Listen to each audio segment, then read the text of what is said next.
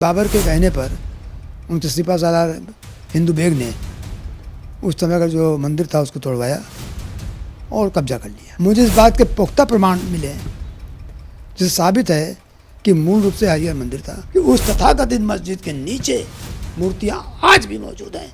ये आपको मालूम है, हमको भी मालूम है। अगर आप में अगर कुरान पढ़ा है और कुरान के सच्चे अनुयायी हैं तो कहिए इस बात में आप में हिम्मत हो कि मंदिर तोड़कर मस्जिद बना सकते हैं और मस्जिद जायज है। ये बात कान खोल के सुन लो।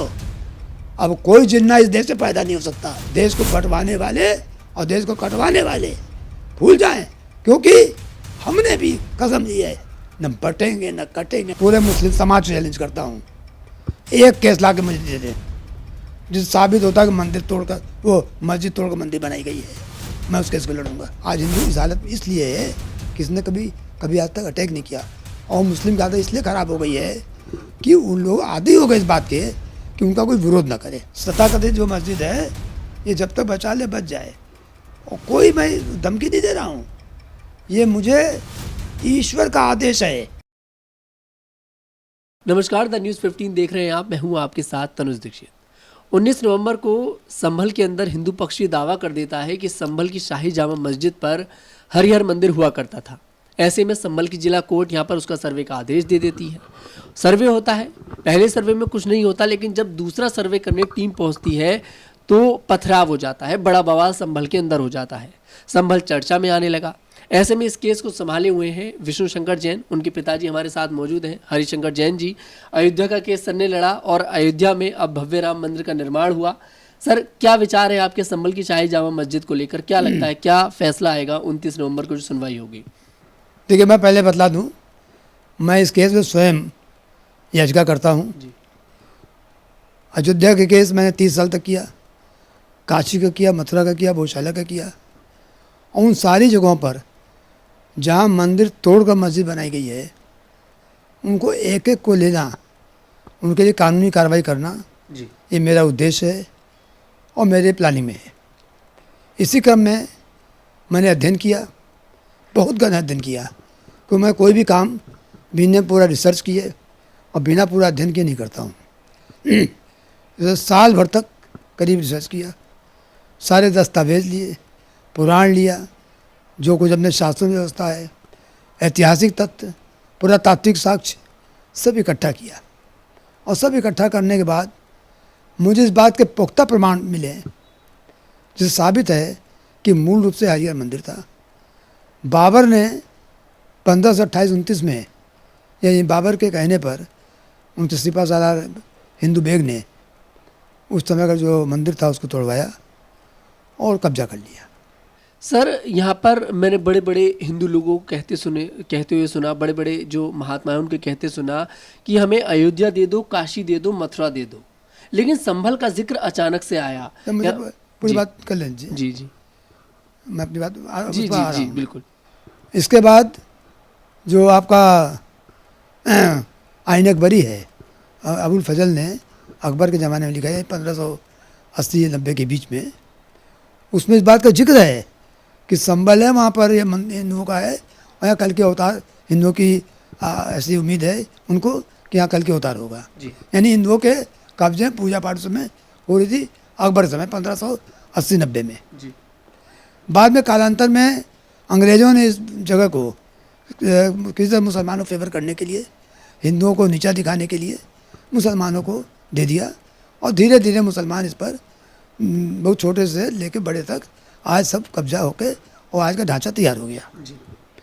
मैं ये बतला दूं कि कोई व्यक्ति हिंदू समाज का, चाहे कोई भी हो, नेता हो या धर्माचार्य हो, पूरे हिंदू समाज तरफ से ये कहने का कोई नहीं रखता कि हमको 2 दे दो, 3 दे दो, 4 दे दो, 5 दे दो तो मैं बाकी छोड़ दूंगा। ऐसी कहने किसी को, आप पूछ रहे थे मैं उसका जवाब दे रहा हूँ, ऐसा कोई अधिकार किसी को नहीं है। और हिंदू समाज की तरफ से कभी भी किसी हमारे शंकराचार्य जी ने या हमारे किसी जिसको कहते हैं रिप्रेजेंटेटिव बॉडी ने कभी ये नहीं कहा है कि बाकी पर अपना कब्जा या दावा नहीं करेंगे। तीसरी बात जो सबसे बड़ी है कि मुस्लिम बहुत गला फुला कर और बड़े शान से कहते हैं कि हमारे इस्लाम में नहीं सिखाया गया है कोई ज़मीन जिस पर दूसरे धर्म का चीज़ बनी हो, मंदिर या कुछ बना हो, उस पर हम मस्जिद बना सकते हो, अवैध है, हम ऐसा कर ही नहीं सकते। पर जब मामला खुलता है कि देखो भाई ये तो आपने तोड़ के बनाया है, इस जगह पर मंदिर थी, तब वो दुहाई देने लगते हैं सांप्रदायिकता की, तब दुहाई देने लगते हैं कि यहाँ बड़ा लैंड ऑर्डर सिचुएशन ख़राब हो जाएगी। उसी तरह से जैसे कोई किसी के मकान पर गुंडा बदमाश कब्जा कर लेता है और कोई हटाने जाता है, कहते हैं भाई देखो हट जाओ वरना गोली मार देंगे। वही किस्सा आज दिख रहा है। भाई हमने कोई अवैधानिक काम नहीं किया, संविधान के तहत कोर्ट में जाकर मुकदमा दाखिल करने का हर आदमी को हक है। कोर्ट मुकदमा दाखिल किया और कोर्ट ने भी कोई आदेश नहीं दिया है, कोर्ट ने तो कोई किसी पार्टी का राइट डिक्लेयर ही नहीं किया है। अभी तो कोई इतनी सी बात थी कि आज की तारीख में उस बिल्डिंग में क्या क्या है और जो वस्तुस्थिति है वो कोर्ट सामने रख दी जाए। अभी कोई खोदाई का ऑर्डर नहीं है, कुछ खुरचने का भी आदेश नहीं है। केवल एडवोकेट कमिश्नर के जब भी एडवोकेट कमिश्नर जाता है, मैं ऐसा ही बात नहीं कर रहा हूँ, एडवोकेट कमिश्नर जाता है तो केवल ये देखता है कि मौके पर आज की स्थिति क्या है, कौन क्या है, मकान की स्थिति क्या है, कितने क्या बना हुआ है, क्या नहीं बना है, कितना ताला बंद है, कितना खुला है, इसका होता है। परंतु एक छोटे से आर्डर को, जो कि रोज़ सिविल कोर्ट का आम आर्डर है, सिविल सूट फाइल होता है, एडवोकेट कमीशन जाता है, अपनी रिपोर्ट देता है। हाँ, ये सही है कि रिपोर्ट एक तरफा नहीं हो सकती, एडवोकेट कमिश्नर की ड्यूटी होती है दोनों पार्टीज को नोटिस दे। इस केस में एडवोकेट कमिश्नर जो जिनको अपॉइंट किया गया था, उन्होंने हिंदू और मुस्लिम दोनों पक्षों को नोटिस दी, यानी वादी प्रतिवादी को।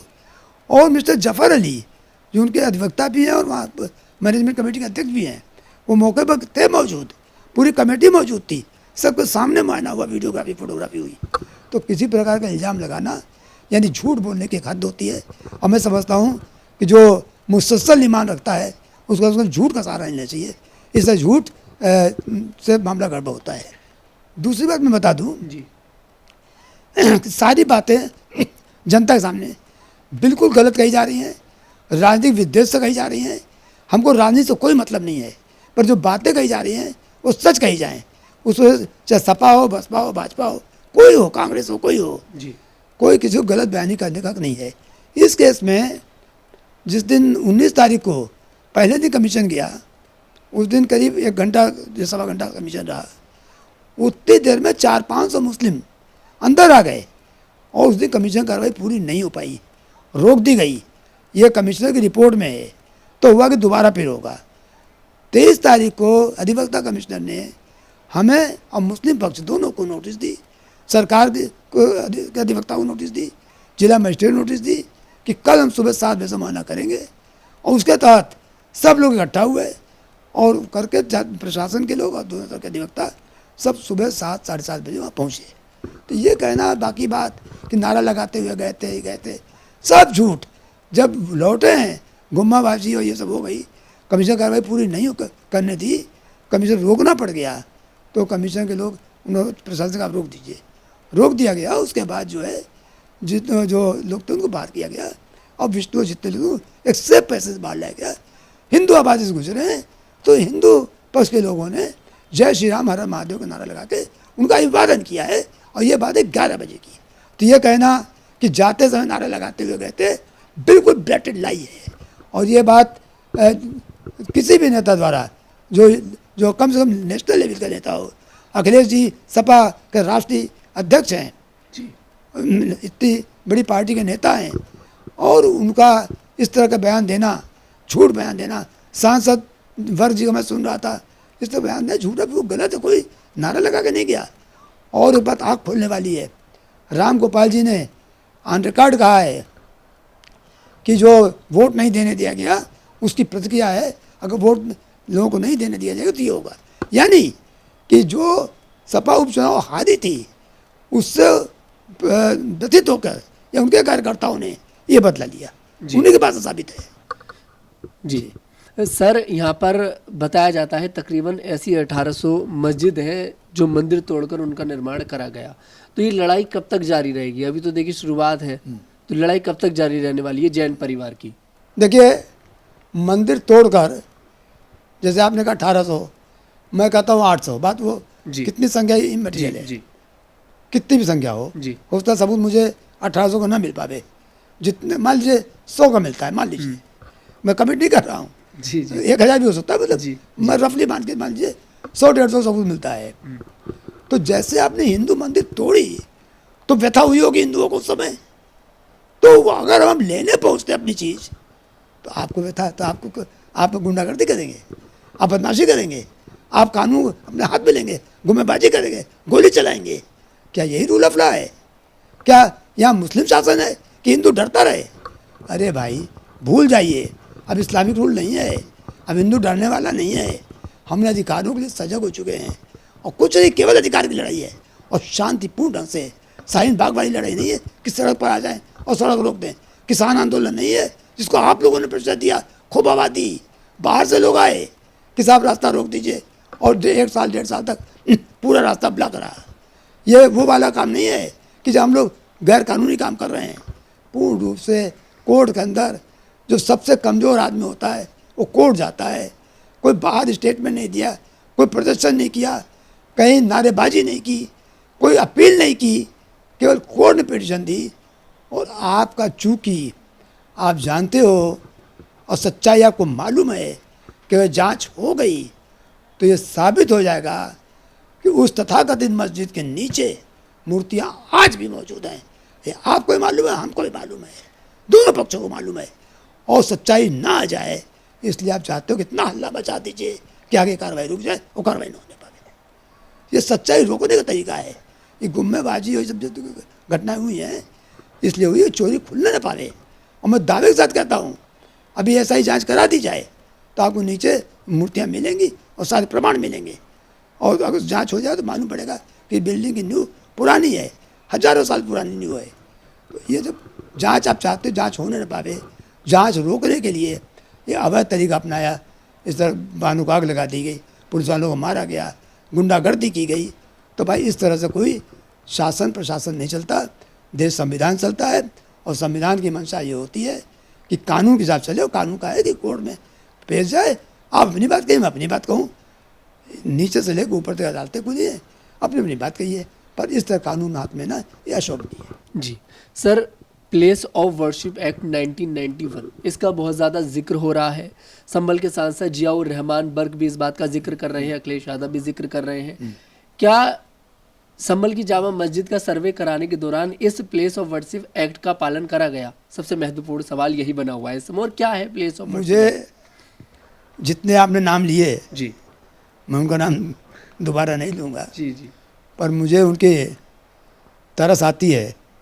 इतने बुद्धिमान लोग, पढ़े लिखे लोग, माननीय सांसदगण जो कानून बनाते हैं वो बिना पढ़े बिना लिखे हवा में बोल रहे हैं, हवा में बातें कर रहे हैं और इस तरह बयान देते हैं, जनता को भ्रमित कर रहे हैं।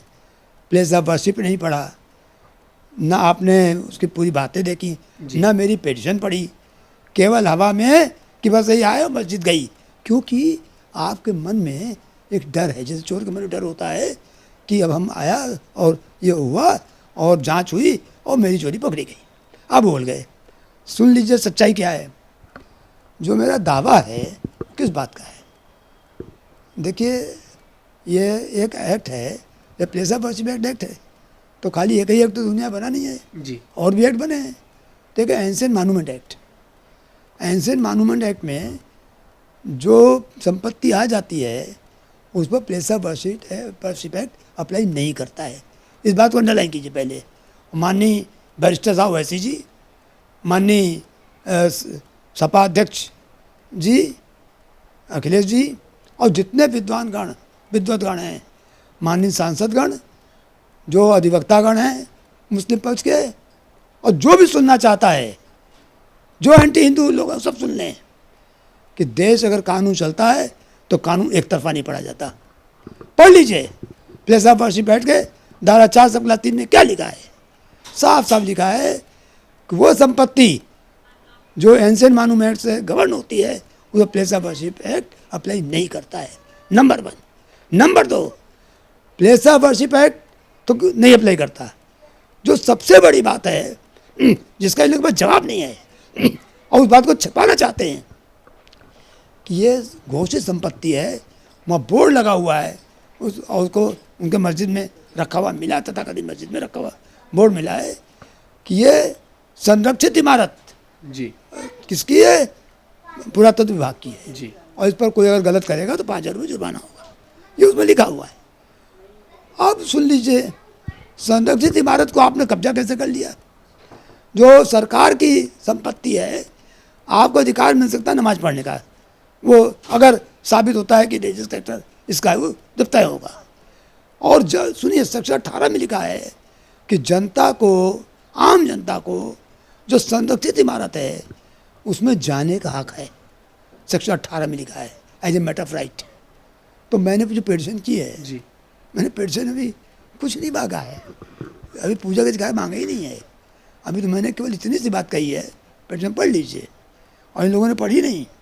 अभी तो केवल इतनी बात कही है, सेक्शन 18 में जो संरक्षित इमारत है तो हमको जाने का हक दिया जाए, और जो संरक्षित इमारत है, जो उनका कब्जा निकल गया है, जो उनका पोजीशन नहीं है एएसआई का, उनको कहा जाए कि इसको कब्जा लेके और एक्ट के हिसाब से रेगुलेट करें। और मैंने इसके अलावा कुछ नहीं कहा इसमें, ना उन लोगों ने पढ़ा, ना उनका अधिवक्ता ने पढ़ा, केवल देखा कहीं काशी ना हो जाए, कहीं मथुरा ना हो जाए, जी कहीं चोरी फिर दोबारा ना पकड़ी जाए। बहुत सारे में चोरी पकड़ी गई, काशी पकड़ी गई, तो ये हो रहा है कि अगर ये पकड़ी गई तो ये साबित हो जाएगा कि मंदिर तोड़ के बनी है। अब भाई फिर मैं कहूँगा, रिपीट करूँगा कि भाई आपका खुद का स्टैंड है, या कहिए कि हमारे मंदिर तोड़ कर मस्जिद बनाई जा सकती है, कहिए इस बात को। अगर आप में अगर कुरान पढ़ा है और कुरान के सच्चे अनुयायी हैं तो कहिए इस बात में आप में हिम्मत हो कि मंदिर तोड़ कर मस्जिद बना सकते हैं और मस्जिद जायज़ है। अगर आप में कहने का हक नहीं है तो आपको जांच रोकने का भी हक नहीं है। अगर कोई आदमी सबूत के साथ और सारे साक्ष्यों के साथ जो प्रथम दृष्टया साक्ष्य दिखाती है और दिखाती है मंदिर था, तो उसकी जांच होकर रहेगी। और मैं ये भी बतला दूँ, 1875 में एसआई ने जांच की थी, दस्तावेज रखा है लॉर्ड कनिंघम का, जिसे पूरी रिपोर्ट है एसआई की, उसमें साफ साफ लिखा हुआ है कि हरिहर मंदिर था, इसको तोड़ कर बनाया गया है। तो आप सारी रिपोर्ट पुरानी नहीं की, मैं एकदम जागा और तुरंत का मुझे सपना आया है और यहाँ पर मंदिर थी हमको दे दी जाए, ऐसा नहीं है। पूरी वेल रिसर्च है, सारी हिस्टोरिकल डॉक्यूमेंट है और पौराणिक शास्त्र है क्या मंदिर था, और आज मंदिर सबूत है। तो जांच होगी तो मालूम पड़ेगा। ये लोग चाहते हैं जांच ना हो। अब सुनिए, आपने प्लेस ऑफ वर्शिप एक्ट चढ़ा, अरे भाई कानून आप बनाते हो, प्लेस ऑफ वर्शिप आपको मालूम नहीं, एंशिएंट मॉन्यूमेंट एक्ट आपको मालूम नहीं, कल एक लाइन पकड़ ली प्लेस ऑफ वर्शिप एक्ट। भाई प्लेस ऑफ वर्शिप एक्ट दुनिया में सारा कानून नहीं है। दूसरी बात, प्लेस ऑफ वर्शिप एक्ट भी आ जाइए यार, उस पर भी समझ लीजिए आप। प्लेस ऑफ वर्शिप एक्ट में कहा रिलीजियस कैरेक्टर नहीं चेंज होगा। अब उस बिल्डिंग का रिलीजियस कैरेक्टर क्या है, हिंदू का है कि मुस्लिम का है, क्रिश्चियन का है, बौद्ध का है, सिख का, किसका है, ये तो डिसाइड होगा। आपने कह दिया मस्जिद तो मस्जिद मान ले, आप नमाज पढ़ लिया नमाज मान ले कि मस्जिद हो गई। कहीं पर पूजा कर लेने से, मैं कहीं जाऊँ हनुमान चालीसा पढ़ लूँ तो मंदिर नहीं हो जाएगी, 8 सालों नमाज पढ़ ले किसी जगह पर तो जगह मस्जिद नहीं हो जाएगी। मंदिर या मस्जिद कानून के हिसाब से बनेगी। देखा है किसकी ज़मीन थी, वक्फ हुआ कि नहीं हुआ, पहले आप दिखाइए वक्फ डीड कब की है, तो कोर्ट की बात है, कोर्ट में आएगी। पर यहाँ तो कोर्ट में आप चाहते लड़ने नहीं पड़े, सड़क पर इतना हंगामा कर दो कि कोर्ट प्रोसीजर रुक जाए और सबको डरा दीजिए कि अगर होगा तो हम हिंदुस्तान में ये कर देंगे वो कर देंगे, फिर विभाजन हो जाएगा। तो भाई देख लो, ये बात कान खोल से सुन लो, अब कोई जिन्ना इस देश से पैदा नहीं हो सकता और इस देश को बंटवा नहीं सकता है। देश को बंटवाने वाले और देश को कटवाने वाले भूल जाएं, क्योंकि हमने भी कसम ली है, न बटेंगे न कटेंगे न कटेंगे, इस बात का हमने इससे प्रण लिया है और हम उसी पर चल रहे हैं। अच्छा सर, एक मेरे मन में एक अचानक से एक सवाल आ रहा है, सवाल थोड़ा विवादित भी हो सकता है। सवाल ये है कि अगर कोई मुसलमान आकर कहे कि सर हमारा केस लड़ लीजिए, इस जगह पर मंदिर मतलब हमारी मस्जिद हुआ करती थी, तोड़कर मंदिर बना दिया गया, तो क्या हरिशंकर जैन जी की तरफ से केस लड़ा जाएगा? अगर इस बात के पुख्ता सबूत मिल जाएंगे जी कि मंदिर मस्जिद तोड़कर मंदिर बनाई गई है तो मैं बिल्कुल लड़ूंगा एक बात। पर मैं आपको बतला दूं और मैं चैलेंज करता हूं, पूरे मुस्लिम समाज से चैलेंज करता हूं, एक केस ला के मुझे दे दें जिससे साबित होता है कि मंदिर तोड़कर वो मस्जिद तोड़कर मंदिर बनाई गई है, मैं उस केस को लड़ूंगा। लाइए तो, एक केस नहीं मिलेगा आपको। जहाँ साबिया मंदिर तोड़कर मस्जिद बनाई गई है। मैं दावे के साथ कहता हूँ, अगर हिंदू की ये आदत रही होती तो आज हिंदू इस हालत में ना होता। जी आज हिंदू इस हालत में इसलिए है कि इसने कभी आज तक अटैक नहीं किया, और मुस्लिम की आदत इसलिए ख़राब हो गई है कि उन लोग आदी हो गए इस बात के कि उनका कोई विरोध ना करे। जैसे जहाँ जहाँ बहुसंख्यक हैं, जहाँ ज़्यादा संख्या में है, वहाँ पर अगर हिंदू माइनॉरिटी में तो इतना दब के रहता है, बोल नहीं सकता, उसकी आवाज़ नहीं आती। ये देख लीजिए कि आप हालत जो यहाँ पर हरियाणा में, जी मैं नाम भूल रहा हूँ, उसमें बहुत खास जगह है, जी जी आगे बताइए उसको। तो कई जगह ऐसी है जी बहुत सी जगह है जी। जाके इस तरह होता है। और जहाँ इनकी पॉपुलेशन ज़्यादा है, जहाँ कब्जा कर लिया है, हाँ मेवात, अच्छा, हरियाणा में मेवात, जी। मेवात की हालत देखिए कितनी ख़राब है, क्या हालत है। वहाँ 95% मुस्लिम है। तो जाके हिंदू की हालत देख लीजिए, हिंदू लड़कियों को, औरतों की हालत देख लीजिए, क्या क्या उनके साथ बीत रही है। मेरे पास उसका पक्का सबूत है और वो भी सामने आएगा। और जहाँ इनकी आबादी ज़्यादा होती है, 150 मकान एक साथ होते हैं, मैं दावे के साथ कह सकता हूँ वहाँ बिजली का बिल नहीं भरा जाता, और बिजली का बिल कोई वसूलने जाता है तो भगा दिया जाता है कि भैया देख लो आप घुस नहीं सकते हो। और किसी अधिकारी की हिम्मत इसलिए नहीं होती कि भैया गोली बंदूक चल जाएगी, बदनामी होगी, मेरी नौकरी चली जाएगी, इस तरह से मामला ढका तोपा रहता है। और एक नहीं, मेरे पास कई सबूत हैं, अगर सबूत दिखा दूँ तो आगे खुल जाएंगी कि साहब ये लोग बिजली का बिल तक नहीं देते हैं और डरवा के रखते हैं कि आपने मांगने आए तो हम ठीक कर देंगे। वो आदमी इसलिए कहता है कि नौकरी करनी है, कुछ बात होगी तो हमारे ऊपर आ जाएगी और शांत हो जाओ। सर मैं ये पूछना चाहूँगा कि आपकी नज़र में मुसलमान गलत है या फिर राजनेता गलत है जो मुसलमानों को उकसाते हैं? देखिए, मुसलमानों को उकसाता नहीं है। मुसलमान आज से नहीं, इस देश में जब से आए तब से उकसे हुए हैं। ये मुसलमानों की इनहेरेंट आदत है कि वो हिंदू मंदिर देख नहीं सकते, हिंदुओं को दबा कर रखना चाहते हैं। जो आप राजनीति की बात कर रहे हैं, वो मुसलमानों का साथ लेकर वोट बैंक के लिए उनकी गलत बातों में हाँ मिलाते हैं, क्योंकि उनके पास क्षमता नहीं है कि विरोध करें। परंतु मुस्लिम की इनहेरेंट आदत है। आज बांग्लादेश में क्या हो रहा है, पाकिस्तान में क्या हुआ, कितने % हिंदू थे, कहाँ से कहाँ आ गए। बांग्लादेश में आप देख लीजिए, उनको बंद कर दिया, जो इस्कान टेम्पल के वो थे मुख्य पुजारी, और उनको राजद्रोह लगा दिया। क्या किया था उन्होंने, खाली जय श्री राम बोला था। ये चाहते मूर्ति पूजा ना हो, कहीं कुछ ना हो, खाली इस्लाम की बात हो, केवल मस्जिद रहे, मंदिर देखना नहीं चाहते। और कहीं कोई मुस्लिम आज सच्चाई है, कोई हिंदू पूजा पाठ, हिंदू मंदिर देखना नहीं चाहता, और उनके दिमाग में आता है कि इसको गिरवा दीजिए। और यही नहीं, मैं अब इस समय चूँकि समय बहुत ज़्यादा नहीं है, जी जी बहुत से एग्जाम्पल हैं कि वो एक मौलाना साहब आए, उन्होंने देखा कि यहाँ पूजा हो रही है, बड़ा भव्य बना हुआ है, कि इसको गिरवाना है। गए, मिले, साथ से बताया कि भाई इसको गिरवाओ। जब औरंगजेब आया तो मैं एग्जाम्पल का एक तो बता रहा हूँ केवल, केशव देव जी का मंदिर तो बहुत भव्य बना हुआ था। उसने आगरा देखा कि कहाँ से लाइट आ रही है, अरे ये लाइट आ रही है, इसको गिरवा दो। तो ये जलन है, देख नहीं सकते, ये मुस्लिम की इनहेरेंट आदत है, ये जा नहीं सकती, कभी नहीं जाएगी। सर आखिरी सवाल यहाँ पर लेना चाहूँगा बस, और क्योंकि आपके पास भी ज़्यादा समय है नहीं। सर संभल कब जा रहे हैं फिर आप? देखिए, ये सब प्रोग्राम आउट नहीं किए जाते, बताए नहीं जाते। मतलब जाएंगे ज़रूर? जब उचित समझूंगा तब जाऊंगा, पर मैं ऐसा कोई मौका नहीं दूंगा कि कोई ये कहे, क्योंकि मैं मालूम है जी कि मेरे जैसे ही मैं गया झूठा प्रचार किया जाएगा। लगे हुए हैं लोग, तो जी, मैं ऐसा बिल्कुल। मौका कोई नहीं दूंगा, मौका नहीं देंगे किसी को किसी झूठा के प्रचार लिए, करने का मौका मिले। लेकिन जाएंगे ज़रूर?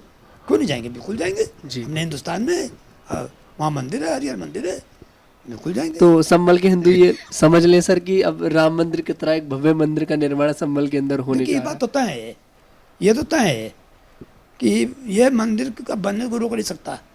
ये मस्जिद, तथाकथित जो मस्जिद है, ये जब तक बचा ले बच जाए। और कोई मैं धमकी नहीं दे रहा हूँ, ये मुझे ईश्वर का आदेश है, ईश्वरीय आदेश है, उनके आदेश से ही किया है।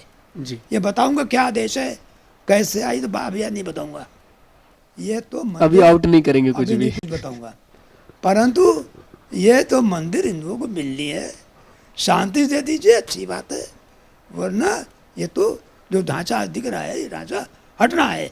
और कल्कि जी का अवतार यहाँ होना है, भगवान विष्णु का यहाँ अवतरण होना है। और जब भगवान विष्णु आएंगे, जैसे कृष्ण जी आए थे तो सारे ताले टूट गए थे, सारे जितने सिपा सलार थे सब सो गए थे। जी। उसी तरह से होगा, भगवान का अवतरण होगा। और ये तो जो आप ढांचा देख रहे हैं ये कहीं नहीं दिखेगा। मैं अब कह रहा हूँ, मैं रहूँ ना रहूँ, क्योंकि मेरी भी उम्र काफ़ी हो गई है, जी। 70 साल मेरी चल रही है। मैं रहूँ ना रहूँ, पर लिख लीजिए इस बात को कि कल्कि जी का अवतार होगा, इसी जगह होगा और भव्य मंदिर बनेगा। ये आज का ढांचा आपको नहीं मिलेगा। बहुत बहुत धन्यवाद सर, आपका महत्वपूर्ण समय आपने हमें दिया। तो हमारे साथ थे इस समय हरिशंकर जैन जी, विष्णु शंकर जैन जी के पिताजी हैं, जो कि संभल का केस इस समय संभाले हुए हैं, हिंदू पक्ष के वकील हैं। ऐसे में देखना दिलचस्प होगा कि आखिरकार 29 नवंबर को जो संभल की जिला कोर्ट में संभल की शाही जामा मस्जिद को लेकर जो सुनवाई होने जा रही है, उसमें किसके पक्ष में फैसला आता है। और उसके बाद देखिए केस हाई कोर्ट भी जाएगा, सुप्रीम कोर्ट भी जाएगा। ऐसे में देखते हैं कि आखिरकार संभल की शाही जामा मस्जिद को क्या फैसला यहाँ पर कोर्ट सुनाते नजर आते हैं। देखते हैं कि आखिरकार यहाँ पर मस्जिद रहेगी या फिर मस्जिद टूटकर मंदिर बनता नजर आएगा। मैं तनुज दीक्षित, कैमरामैन फिरदौस के साथ।